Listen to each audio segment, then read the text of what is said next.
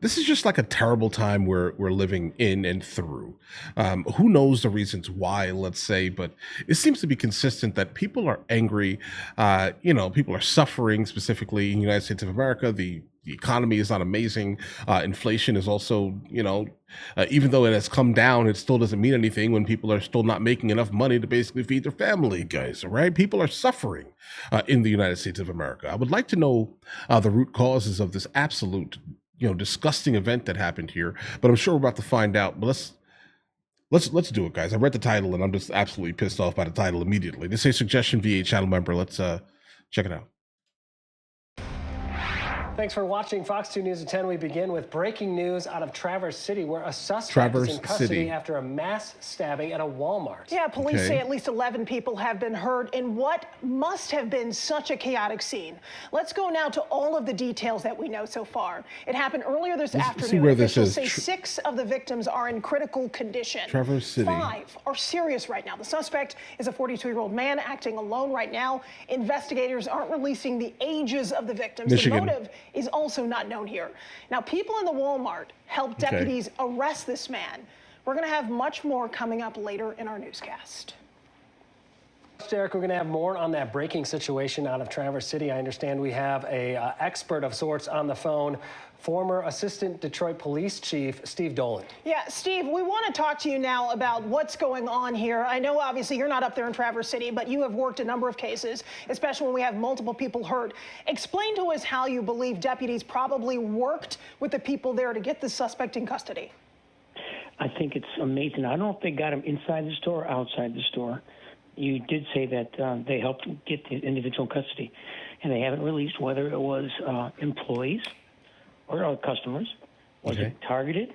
Is it like the one in Buffalo where that white guy went in and shot a lot of black people that were customers?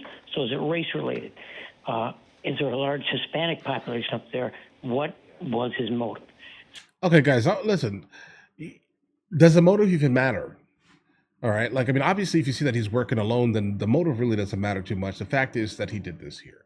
Who were the ones who basically came to rushing, let's say? Most likely the people that were brave enough to see what this man was doing and take him down, right?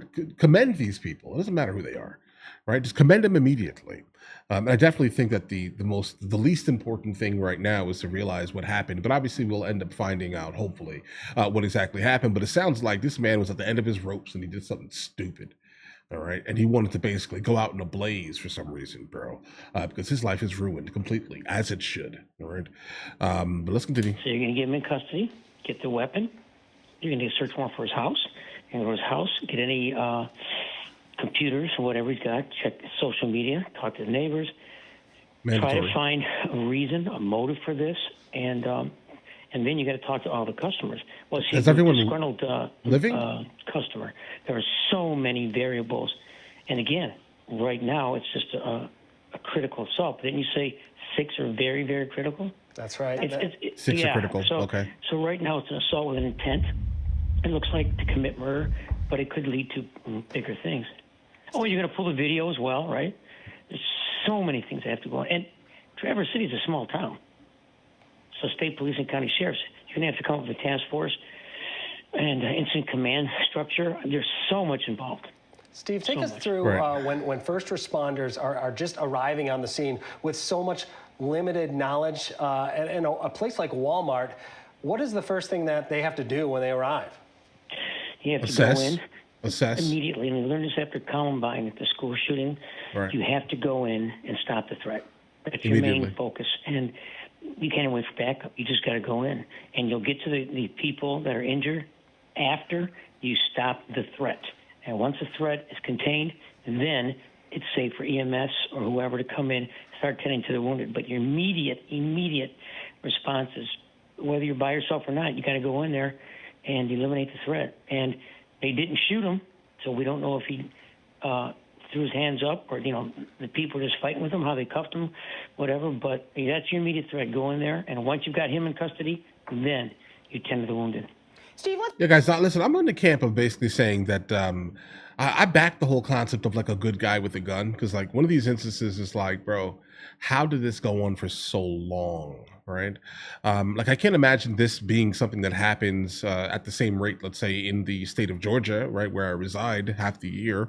I can't imagine this actually going on for so long. It seems like people need to start training at least on how to protect themselves and absolutely carrying firearms. Let's ask you also about the FBI and other assets that were brought in. Obviously, there's a lot of support from crime labs to try to preserve this evidence, which is going to be key to eventually convicting the suspect if this person turns out to be guilty.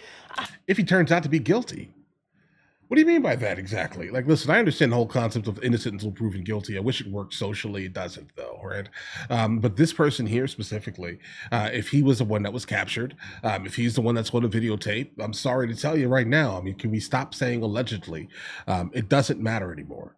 Okay, he's done. He's cooked, guys, as he should be. How does that work, working with so many agencies that have to collaborate almost flawlessly here?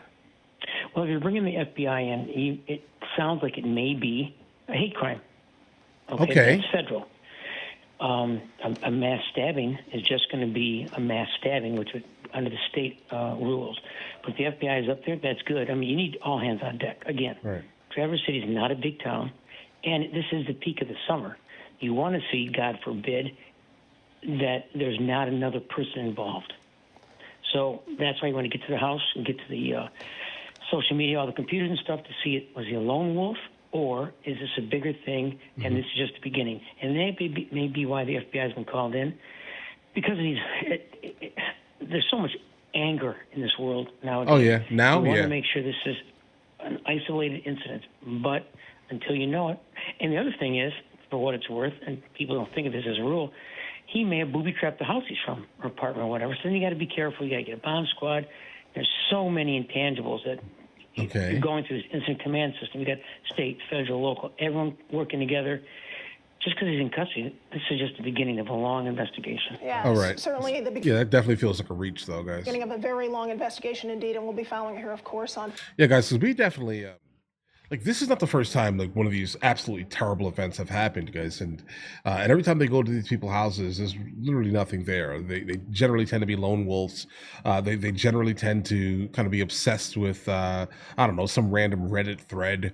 You get what I'm saying here? Like, these are these type of people who do these type of things. They kind of live within like these alternative communities. Like they live within these. I'm trying to be nice here, guys, right? They're generally a bag of weirdos, bro, right? They never have really an actual, relevant cause for why they did it. It's all emotional. It's all woe is me type of nonsense. So let me go ahead and take it out on the world, bro. Listen, I hope every single person that was involved in this make it through here, guys. Okay, they need to all make it, and that person needs to basically see some type of chair type of scenario, bro. All right, that's kind of where I'm at. I have no idea if this is their type of thing that happens in Michigan. I have no idea, right? But I do hope that this kind of fosters a community that dictates that you probably should be looking to dig a little bit deeper into your Second Amendment, let's say, guys. Okay, because I can't imagine this happening in a state that absolutely loves freedom. Okay, not at the same rate, at least, right? Not at the same rate, specifically in this exact public environment. Bro, every time I walk into Walmart, for example, in Georgia, everyone has a gun, right? Like everyone has a gun. Either they're open carrying or they're printing through the right side of their shirt, bro. Like, I can't imagine something like this happening in other places. I'm not trying to blame, specifically the state here, right? But I do think that a good guy with a gun would have handled the scenario a little bit differently. But all right, listen, guys. Again, I do hope that everyone makes it out of here. They need to. Okay. You guys all have an absolutely amazing day. Enjoy your day thoroughly. If you guys are new here, please like and subscribe. Jeez.